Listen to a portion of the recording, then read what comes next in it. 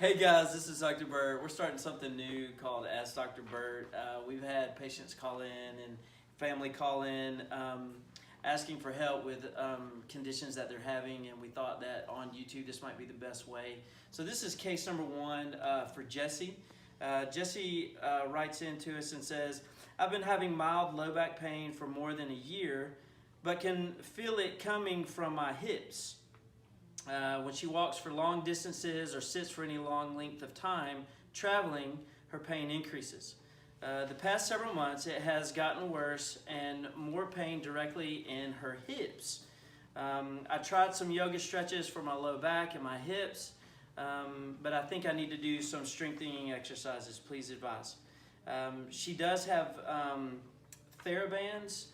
Jessie is a missionary, and so she doesn't have good quality care that she can go right down the street and get that. So she called us to ask us, or emailed us rather, to ask us for some help. She does have some TheraBands, so we're going to try to give Jessie some things to do to stretch her hips and her low back, also to help strengthen just gently to see if those might target the right areas. If they do, great. If they don't, Jessie, please call us back or email us and we'll be able to help troubleshoot as things progress.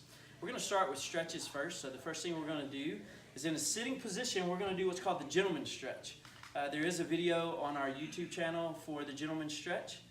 So we're just going to briefly go over it, and then you can watch that stretch and learn in more detail. So the gentleman's stretch, we're going to sit up tall, crossing our leg over our leg that's on the ground.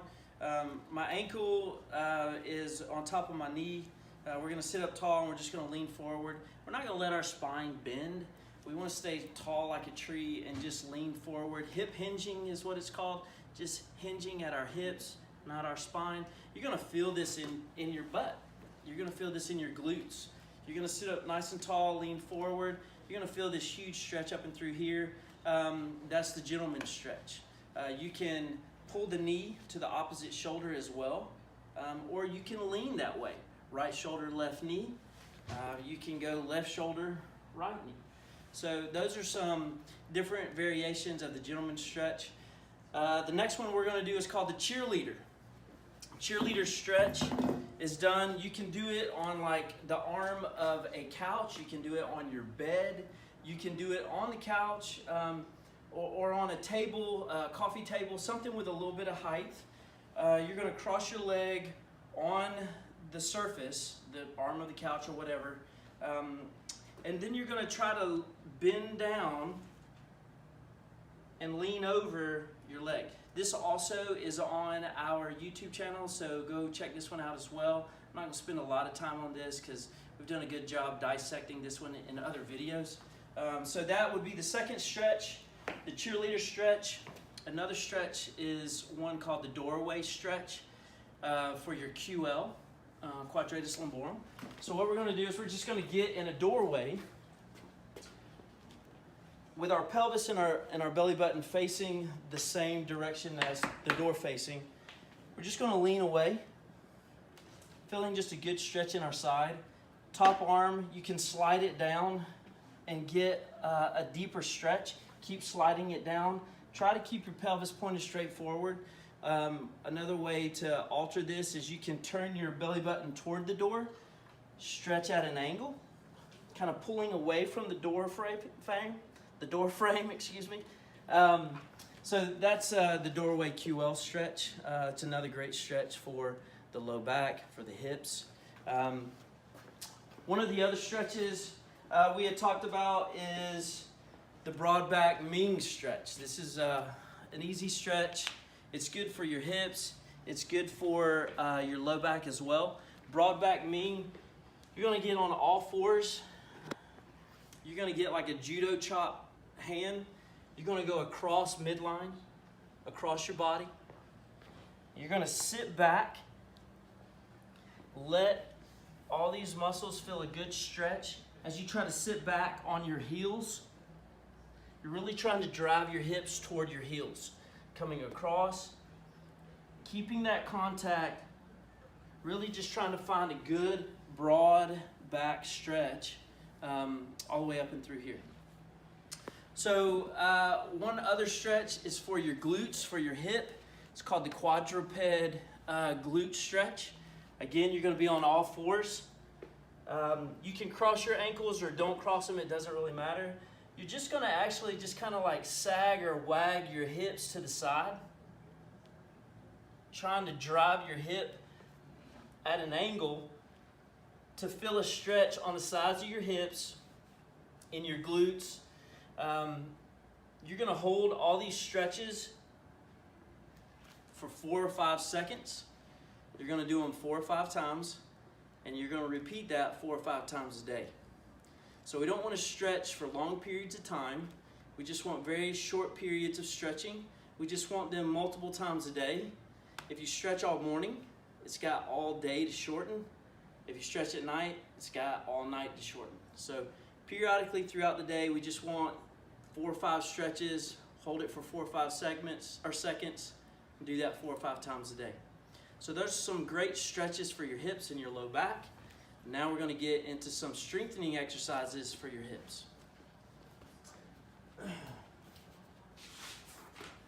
Gotta get my cheat sheet. 4-way bridges.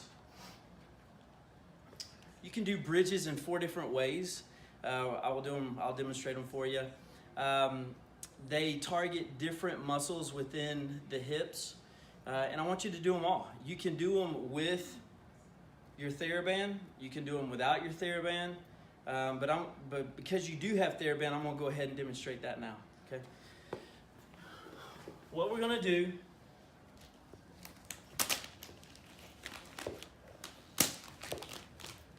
is we're gonna use this as resistance with our hips, trying to really concentrate on activating our hips through this whole exercise. So bridges, typically a bridge is done where you just raise your hips. You're making a straight line with your leg bone and your spine. So a lot of people just like to bridge up. I really want you to try to imagine drawing a straight line through your leg bone and your spine, okay? So you really want to get up on your shoulders pretty high, okay?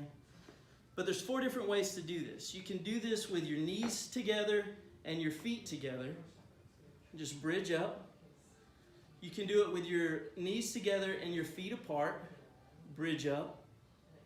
You can do it with your knees apart and your feet apart, against resistance, bridge up.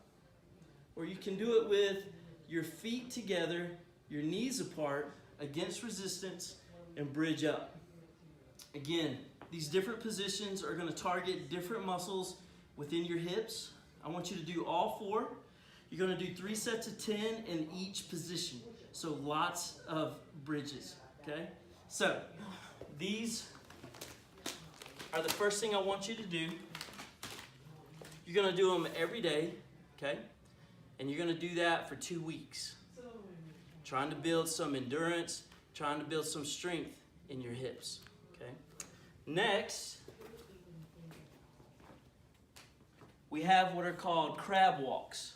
Crab walks, we're going to imagine that there's a line or a rope over top of us, and it's almost like we're doing the limbo, but we're going under it this way.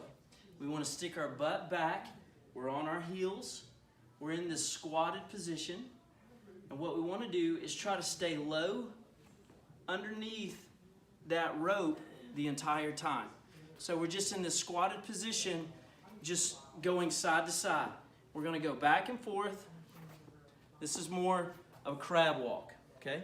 You're going to do 10 steps to the right, 10 steps to the left. Again, we're going to do this every day for 2 weeks. Let's see how we do, okay? The next one are going to be called clamshells. Super easy. We're going to be laying on our side, heads always supported, almost like you're watching TV. Knees are bent. Feet and ankles are together. All we're doing is raising our knee as high as we can. We don't want to cheat and roll our hips. You want to get your hips nice and stacked, nice and tall. All we're doing is just raising our knee vertically, straight up and down. You're going to feel this in your butt back here. And we're going to do 3 sets of 10. Sometimes I like to have patients just really feel where is it that they feel those muscles contract. Trying to get some good body awareness. 3 sets of 10. That's all it is. We're going to do them on both sides. Knees are bent, feet are together. We're raising that leg up without letting our hips roll backwards. Stay nice and stacked, nice and tall on those hips. Okay? What else are we doing? The last one I want to suggest is called side lying hip abduction. Okay? Again, super easy. You're going to lay on your side. Bottom leg is bent, top leg is straight. You're just drawing a box in the air. Go back, up, forward, down, back. You can reverse it. It doesn't matter. I want you to stay nice and tall, stacked on top of your hips. Don't let your hips roll. Stay on the ground. Let that leg, let those hips do all the work. Again, this is for strengthening of your hips. For any type of SI joint dysfunction, any type of low back pain, try these at home. Let me know how you're doing. These are stretches that we've done. And then these are some strengthening exercises to really target those areas you're talking about. Okay, so try these for 2 weeks. If you have any trouble, email me. Let me know how you're doing. You can contact us at knoxvillespineandsports.com. And there's a place on there where you can write comments and they'll find their way to us. So again, if you have any questions, just holler at us.